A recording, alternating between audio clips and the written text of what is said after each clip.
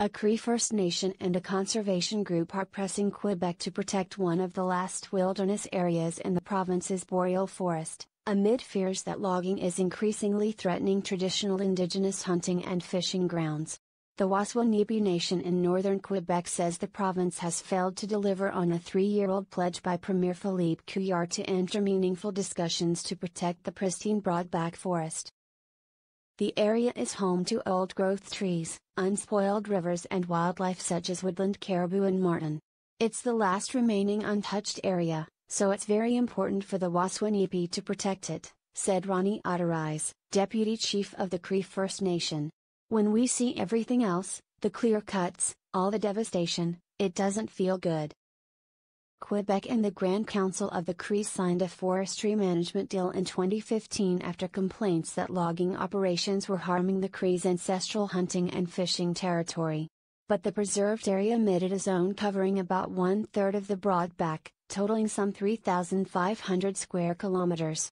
Since then, discussions with Quebec have barely edged forward, according to the Waswanipi Nation. A new 5-year forest management plan by the Quebec government, which took effect this year, has heightened concerns that forestry roads and logging will encroach on the Broadback Forest and river watershed. Forestry operations have already affected most of the Waswanipi's territory, which is intersected by forestry roads.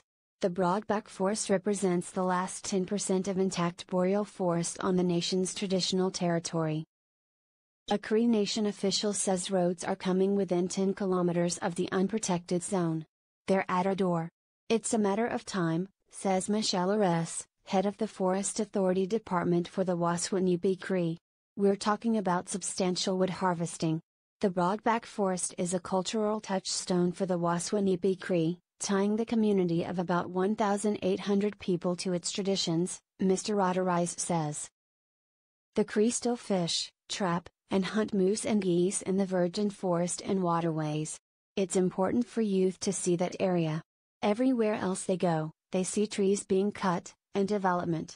We identify ourselves within that land and the watershed, Mr. Otterise said. Forestry companies are abiding by a voluntary moratorium on industrial activities, but the province's new forest management plan has increased concerns about environmental pressures on the land. We aren't blaming the forestry companies, they're not responsible for planning, Mr. Ores said. Management for the territory is in the hands of the government.